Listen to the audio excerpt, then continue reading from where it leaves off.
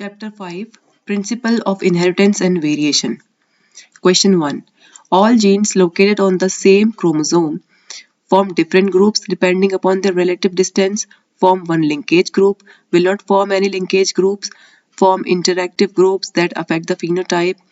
So the correct answer is B. Form one linkage group. Question number 2. Conditions of a karyotype 2n plus 2, 1, 2n minus 1, 2n plus 2 and 2n minus 2 are called aneuploidy, polyploidy, allopolyploidy या monosomy. So the correct answer is A. Aneuploidy. Distance between the genes and percentage of recombination shows a direct relationship, an inverse relationship, a parallel relationship या फिर no relationship. So the correct answer is A. Direct relationship. Question number 4. If a genetic disease is transferred from a phenotypically normal but carrier female to only some of the male progeny, the disease is. Question number 4. If a genetic disease is transferred from a phenotypically normal but carrier female to only some of the male progeny, the disease is. So the correct answer is D. Sex-linked recessive. Next. 5th. In sickle cell anemia, glutamic acid is replaced by valine.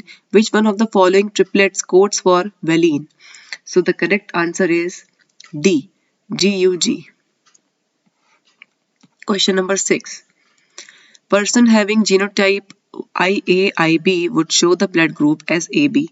This is because of pleiotropy, codominance, segregation, or incomplete dominance.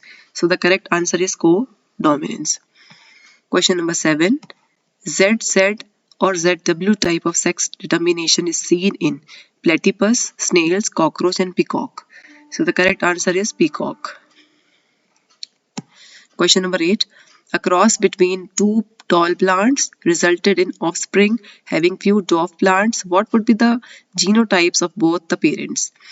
Options are capital T and capital T small t, capital T small t and capital T small t, capital T and capital T या फिर capital T small t and small t. So the correct option is B. Capital T small t and capital T small t यानी कि heterozygous. Question number 9. In a dihybrid cross, if you get 9:3:3:1 ratio, it denotes that. Options are the alleles of two genes are interacting with each other. It is multigenic inheritance. It is a case of multiple allelism. The alleles of two genes are segregating independently. So the correct answer is D. The alleles of two genes are segregating independently. और ये जो ratio है ये जो हमारा law है, law of independent assortment, उसी पे बेस्ड है ये ratio, right. Question number 10. Which of the following will not result in variation among siblings? Independent assortment of genes, crossing over, linkage, mutation. So the correct answer is C. Linkage. Question number 11. Mendel's law of independent assortment holds good for genes situated on the. Options are non-homologous chromosomes, homologous chromosomes, extranuclear genetic element, same chromosome. So the correct option is B. Homologous chromosome. Question number 12. Occasionally a single gene may express more than one effect. The phenomenon is called. So the correct answer is C. Pleiotropy. ये जो बाकी के options हैं, multiple allelism, ठीक है, मोज़ाइसिज्म, पॉलीजेनी, ये सारे options भी आप एक बार गो थ्रू कीजिएगा क्योंकि एग्जाम में इन पे से क्वेश्चंस बन सकते हैं. Question number 13. In a certain taxon of insects, some have 17 chromosomes and the others have 18 chromosomes.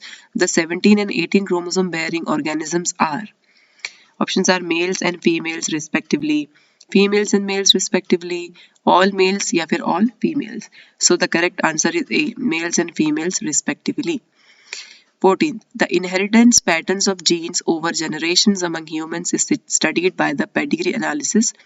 Character studied in the pedigree analysis is equivalent to quantitative trait, Mendelian trait, polygenic trait या फिर maternal trait. So the correct answer is Mendelian trait. So moving on to question number 15. It is said that Mendel proposed that the factor controlling any character is discrete and independent. His proposition was based on the options are results of fth generation of a cross, observations that the offspring of a cross made between the plants having two contrasting characters shows only one character without any blending, self pollination of F1 offspring या फिर cross pollination of F1 generation with recessive parent. सबसे पहले question में आप देखिए यहाँ पे लिखा हुआ है डिस्क्रीट और इंडिपेंडेंट। ठीक है, ये जो इंडिपेंडेंट वर्ड है इससे हमें समझ में आ रहा है कि जो हमारा मेंडेलियन का लॉ था प्योरिटी ऑफ गैमेट्स, कौन सा था बेटा? Purity of gametes. ठीक है, प्योरिटी ऑफ गैमेट्स के अंदर क्या था? इस लॉ के अंदर ये था कि अगर हम टू कॉन्ट्रास्टिंग कैरेक्टर्स वाले प्लांट को क्रॉस करा दें, से फॉर एग्जांपल अगर हम हाइट की बात कर रहे हैं तो ये डोमिनेंट है और ये रेसेसिव ट्रेट है। ठीक है, तो जो F1 जनरेशन बनेगी वो कैसी बनेगी? हेट्रोजाइगस बनेगी। पर फिर भी इस F1 जनरेशन के सारे प्लांट्स कैसे होंगे? टॉल होंगे। उसका रीजन क्या है? Presence of dominant trait. अभी जो डोमिनेंट अलील है इसकी प्रेजेंस में ये इसको डोमिनेट कर रहा है, इसलिए हमारा ये रेसेसिव कैरेक्टर शो नहीं हो रहा। पर इसका मतलब ये नहीं है कि ये लॉस्ट हो चुका, ये छुप गया है, ये सिर्फ छुपा हुआ है, पर सिर्फ F1 जनरेशन में। जब गैमेट फॉर्मेशन होगा और जब ये कैपिटल टी और स्मॉल टी आगे जाके क्या बनाएंगे? F2 जनरेशन बनाएंगे, तो डेफिनेटली ये हमारा स्मॉल टी जो है ये हमें दिखाई देगा F2 जनरेशन में। जैसे कि अगर हम बात करें कैपिटल टी और स्मॉल टी हेट्रोजाइगस का अगर हम सेल्फिंग करा दें तो इसके अंदर से हमने क्या किया? पहले गैमेट्स को अलग किया, capital T small T capital T small T, तो हमें क्या मिलेगा बेटा? हमें मिलेगा कैपिटल टी, यहाँ पे कैपिटल टी स्मॉल टी, फिर again capital T small T and small T. अब जहां जहां पे कैपिटल टी प्रेजेंट है, मतलब प्रेजेंस ऑफ डोमिनेंट कैरेक्टर है, वो सारे प्लांट्स कैसे होंगे? टॉल ही होंगे, है ना। आप इसको 1:2:1 भी लिख सकते हो या फिर आप इसको 3:1 भी लिख सकते हो, क्योंकि जो 75% प्लांट्स हैं वो कैसे हैं बेटा? वो टॉल ही हैं। और जो आपके बचे कुचे 25% है वो कैसे हैं? आपके डॉर्फ हैं। डॉर्फ कैरेक्टर हमेशा तब ही अपने आप को एक्सप्रेस करेगा जब दूसरा LLP डॉर्फ होगा। जब ये दोनों डॉर्फ प्रेजेंट होंगे तब जाके हमारा डॉर्फ कैरेक्टर एक्सप्रेस होगा और हमारे वो बाकी प्लांट्स भी कैसे दिखेंगे? छोटे दिखेंगे हाइट में। ठीक है, आई होप आपको समझ में आ गया होगा, और अगर नहीं समझ में आया होगा तब कमेंट में बताइएगा। चलिए, तो इसका करेक्ट आंसर क्या है पहले तो मैं वो बता देती हूँ। इसका करेक्ट आंसर है आपका बी। ठीक है, observations that the offspring of a cross made between the plants having two contrasting characters shows only one character without any blending. Shows only one character. ठीक है, तो यहाँ पे कौन सा कैरेक्टर दिख रहा था? कैपिटल टी दिख रहा था यहाँ पे, है ना, F1 जनरेशन में। ठीक है, लेकिन जब हम F2 जनरेशन की बात करते हैं, जब हम इस F1 जनरेशन में मौजूद हेट्रोजाइगस को सेल्फ कराएंगे, तो सेल्फिंग कराएं तब भी हमको हमारा F2 जनरेशन में हमें रेसेसिव ट्रेट मिलेगा, या अगर हम इसका टेस्ट क्रॉस भी कराएंगे ना इनफैक्ट, तब भी हमें हमारा कहीं ना कहीं पर ये रेसेसिव ट्रेट एक्सप्रेस होता हुआ दिखेगा। ठीक है, आ जाइए क्वेश्चन नंबर 16 पे। Two genes A and B are linked in a dihybrid cross involving these two genes. The F1 heterozygote is crossed with homozygous recessive parental type small a, small b and small b. What would be the ratio? ठीक है, offspring का ratio निकालना है basically, है ना। तो हम क्या करेंगे? सबसे पहले F1 हेट्रोजाइगोट की बात कर रहे हैं, वो तो हम लिख लेते हैं। हेट्रोजाइगोट क्या होगा इसका? Capital A capital B small b। इसका क्रॉस कराना है हमको, जो हमें गिवन है होमोजाइगस पेरेंट, है ना। तो हम इसके गैमेट्स अलग कर लेते हैं। Capital A capital B capital A small a capital B और स्मॉल a स्मॉल b। इसका क्रॉस करा दिया हमने किसके साथ? स्मॉल a स्मॉल b के साथ में। चलिए, तो क्या है कि हमको ऑफस्प्रिंग की जो रेशियो है वो फाइंड आउट करनी है ना।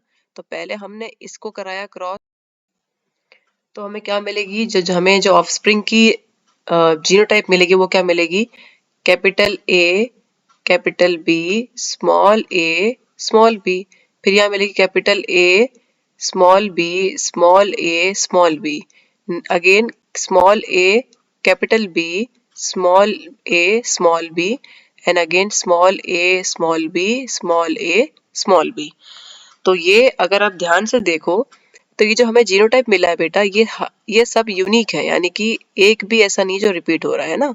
तो सिंपल है, ये क्या मिल जाएगी हमें, 1:1:1, which means option A is correct. moving on to question number, चलिए क्वेश्चन नंबर 17 क्या है। F2 generation of Mendelian dihybrid cross, the number of phenotypes and genotypes are. phenotypes and genotypes किसके, मेंडेलियन डाइहाइब्रिड क्रॉस। ये बहुत important है, dihybrid cross हमें पता ही है, इसका हमने देखा तो था। फिनोटाइप्स क्या होते हैं, 4 ही होते हैं, ठीक है। ये तीनों ऑप्शंस में दिया हुआ है, ठीक। तो ये तो पहले ही गलत हो गया, एलिमिनेशन वाला बताया था मैंने आपको कि पहले ही आप क्या करा करिए, कोशिश किया करो कि सही ऑप्शन तक पहुंचना है, तो आप जो गलत ऑप्शंस आपको लग रहे हैं उनको पहले एलिमिनेट कर दो, तो आप इसमें क्या होगा, इजीली सही आंसर तक पहुंच पाएंगे, ठीक है। तो फेनोटाइप वाले 3 ऑप्शन तो करेक्ट है, ठीक है, कि 4 ही होते हैं, हमें पता ही है ना कौन कौन से। 9 क्या होते हैं आपके, राउंड येलो, ठीक है। 3 क्या होते हैं आपके, राउंड ग्रीन होते हैं। फिर और उसके बाद क्या हो गया, रिंकल्ड येलो, और क्या हो जाता है आपके, रिंकल्ड ग्रीन, है ना, यही होता है।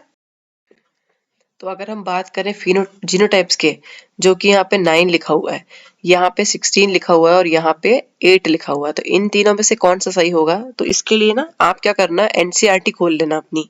एनसीईआरटी में जो आपका फिगर दिया हुआ है 5.7 पुरानी वाली बुक में है और आपकी न्यू वाली बुक में 4.7 होगा। तो इसमें आप गौर करिएगा, जो आपका फिगर दिया हुआ है जिसके अंदर आपके डाइहाइब्रिड क्रॉस का डायग्राम है, उसके अंदर सारे के सारे जीनोटाइप्स दिए हुए हैं, है ना। तो आप जब देखेंगे ना तो आपको इसमें क्या दिखेगा, capital R, capital R, capital Y, ये भी आपको 1 मिलेगा, ठीक है। फिर क्या है, capital R, small R, capital Y, ये आपको 2 मिलेंगे, ठीक है। फिर capital R, capital R, capital Y, small Y, ये आपको 2 मिलेंगे।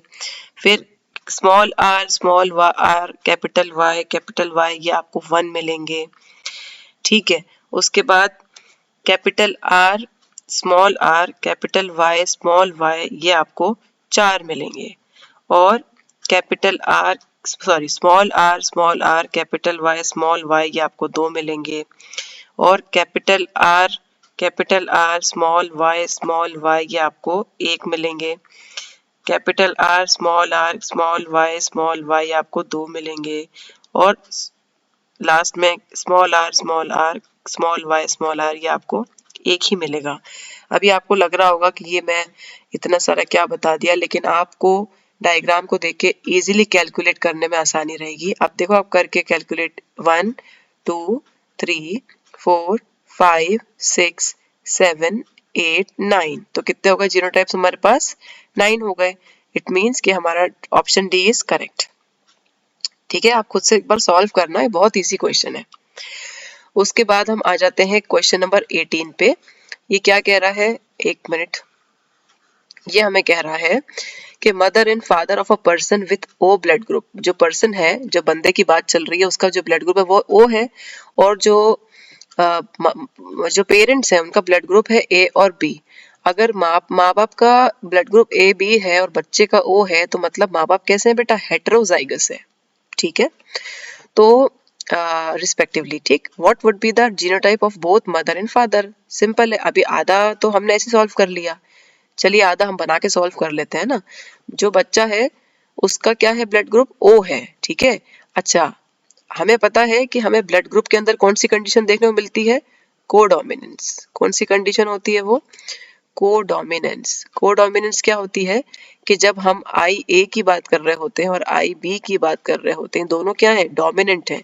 ये दोनों में से कोई भी एक दूसरे को ओवरलैप नहीं करता, ये दोनों एक साथ ही एक्सप्रेस हो जाते हैं। और जो स्मॉल आई है हमारा, ये होता है हमारा रेसेसिव। ये कब एक्सप्रेस होगा, जब ये 2 बार प्रेजेंट होगा। वो ये क्या बोल रहा है कि बच्चा जो है वो ओ ब्लड ग्रुप है, तो मदर और फादर की जो जीनोटाइप है वो क्या होगी। तो हम बना लेते हैं, जैसे हमने बताया फीमेल और मेल, है ना। तो फीमेल का हम लिख देते हैं आई ए और आई, ठीक है। और मेल का लिख देते हैं आई बी और आई, यही होगा क्योंकि हेट्रोजाइगस है, इन दोनों के पास एक ना, इन दोनों के पास आई अलील होगा तभी जाके तो बच्चे के अंदर वो आई अलील आएगा, और दोनों जब आई अलील बच्चे में प्रेजेंट होगा तब बच्चे के अंदर क्या होगा, blood group O blood group होगा। ठीक है, तो हम इसका अगर क्रॉस कराएं तो क्या होगा, क्रॉस होगा आई ए आई बी, एक ऑफस्प्रिंग के पास ये आएगा और एक ऑफस्प्रिंग के पास क्या आएगा, आई ए आई। ठीक है, और नेक्स्ट आई बी आई, और फिर नेक्स्ट आई आई, यानी कि स्मॉल आई वाला जो बंदा है, जो बच्चा है, वो ही क्या होगा, ओ ब्लड ग्रुप वाला, क्योंकि यही जो होता है बेटा, यही क्या होता है, ओ ब्लड ग्रुप के लिए होता है। फिर both mother and father are heterozygous for A and B blood group respectively, तो यही करेक्ट है। ठीक है, अभी मैं फिर से कहना चाह रही हूँ कि अगर क्वेश्चंस में आपको अभी भी डाउट है 15, 16, 17 और 18 में, तो आप कमेंट कर दीजिएगा, मैं एक बार और एक्सप्लेन कर दूंगी। Thank you so much and all the best for your exams.